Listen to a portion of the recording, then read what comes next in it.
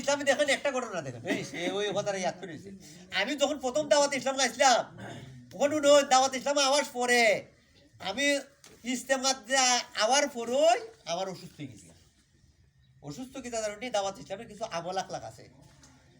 ওই যে এই জন্য হইতেছে আমার পরিবার, আমার প্রতিবেশী, আমার ভাই, আমার ছেলে সন্তান, আমার স্ত্রী, তারা কইতাছে দাওয়াত ইসলামের কারণে আমার কেউ হইতেছে ভাই, কেউ হইতেছে বাবা, শেষ আমার বাবা বধ করে গেছিলাম।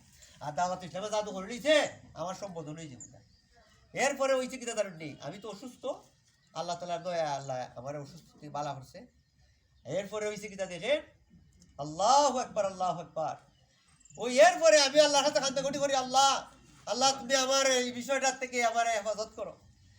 এখন কি হয়েছে জানেননি, গত কিছুদিন আগে মনে হয় 1 বছর আগে আমার ছেলেটাও আলহামদুলিল্লাহ, আমি আগে বিদেশে যাইবার দিছি না, আমার টেকার দরকার না, আমি আল্লাহর কাছে টেকাও চাইছি না।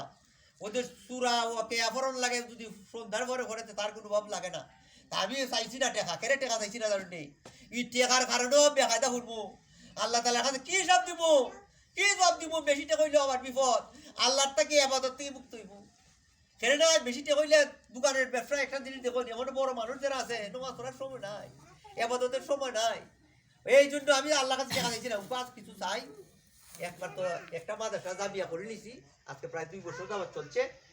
আর একটা মাদ্রাসা তুলমনিরা করছে, আর জামিয়া আলহামদুলিল্লাহ বিল্ডিং চলমান। যারা কতদিন সব আগে তখন কেউ দেখেছি, তো দোয়া করবা আল্লাহ তালা। এখন আমার কি দিয়েছে দেখেন, আমার ছেলেটার প্রায় 8 মাসের ভিতরে তার ভিসা লাগছে, স্টুডেন্টে গেছি। এরপরে তার মার কাছে কি বলছে জানেন, আফসোস তার মার কাছে বলছে আব্বা মাদ্রাসা অর্জন ইউসুল্লাহ আমার হইছে ওইটা সুবহানাল্লাহ সুবহানাল্লাহ। আর আমার অসুস্থ, আমি বাঁচতাম আসলাম না, আমি মরার সজ্জায় আল্লাহ আমারে হেফাজত করছে।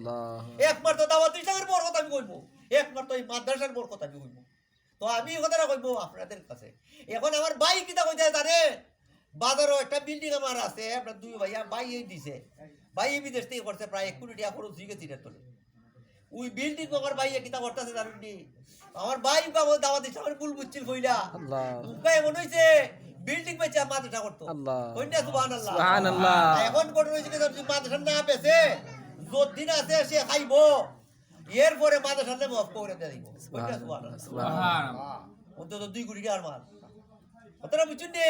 তো আমি কথাটা কইবো আপনারা ভাগ্যবান, কেরা ভাগ্যবান জানেননি, ওই মাদ্রাসার ছাত্র নেকির দাওয়াত দিব, সাদে মদিনা দিব, সকালের সময় এই পদরক্ত মানুষে জাগাইব।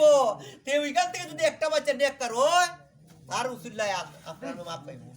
আরো একটা হাদিস শরীফে আছে, যে ব্যক্তি নিজে এলাকার মাধ্যমে আমরা ফেরে জানেননি, আমরা যে ওই যে আছে না নি আগুন লাগে, এই লাগে সেই লাগে, এটা আপনার গুনার খাতিরে। কিন্তু এমনও আছে যে তালিবুল ইলম থাকবো, ওইখানে মাদ্রাসার সুপারিনটেন্ডেন্ট আছো, তালিবুল ইলমের যখন কোরআন তেলাওয়াত করবো, এই উসিল্লাই সারা এলাকা আল্লাহ মাফ করে দিব। সুবহানাল্লাহ। আমি কতই বলবো, আমি কষ্ট দিলাইছি, আমার মাফ করে দিবা। তো আমার জীবনটা দোয়া করবেন, দাওয়াত ইসলামের সাথে থাকিয়া নেকির দাওয়াত দিতে দিতে আল্লাহ যেন আমার মৃত্যু হয়, এই দোয়াটা করবা। আর যেদিন আমি মরবো আমার জানা জানান আপনারা আমার একটু দোয়া করবা। আর একটা হাদিস শরীফ আছে দেখেন, মানুষ গুনাহ নিয়ে কই বড় যাইব জানতাম না এটা, আর গুনাহবিহীন কই বড়টাকে উঠবো। এটা কেমনে, একমাত্র দোয়ার বদলতে। আরেকটা জিনিস দেখেন, এটাও দাওয়াত ইসলামের বরকত। আমরা যে অভাব খেয়ে ধরুন, আমরা টাকা পয়সার যে ওই যে আমার ভাই ওই টাকা পয়সা যে আমরা কত টাকা রুজি করি, আমরা টাকার যে বরকত তাই করে যখন মা বাপের জন্য দোয়া বদ্ধ করে দিবা। ওই হাদিস শরীফ আছে দেখুন, এখন কিতাব আছে মাদানী ভাঞ্জা সূরা, আপনাদের কাছে আমি বলবো যারা জেনারেল শিক্ষিত এরা কিন্তু ওয়াজ করতে পারবা।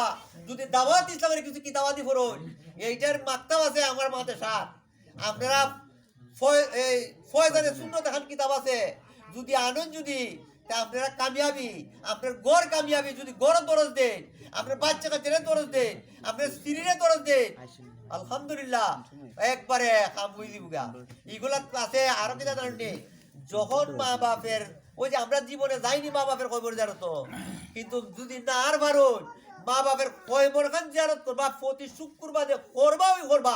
আমি ফাউটার দূরে যাই আসবা সেরা জানেন, যদি মা বাপ যদি যদি কবরে যদি কোনো আজাবার থেকে থাকে, এই জিয়ারতের উসুলে আল্লাহ মাফ করে দিব আবার খালি তান আপনি কয়বরবাসীরে মাফ না আপনার আরো বেশি মাফ আপনি আমার বেশি মাফ করে জানেননি আপনি কোনো আপনার বাবার লাগে একলা করছেন নি দোয়া আমি কোনো আমার বাবার লাগে একলা দোয়া করবো নি আমরা কোটি কোটি মানুষ লাগে দোয়া করবো না ও তখন কোটি কোটি মানুষের আয়ের জন্য আমার জন্য আবার দোয়া করবো এটার যাতে আমিও ভাইবো বলুন আমি জিয়ারত করলে লাভ আমার বেশি কিন্তু আমরা উদাসীন যাই হোক আমার মাফ করে দিবা আসসালামু আলাইকুম রহমতুল্লাহ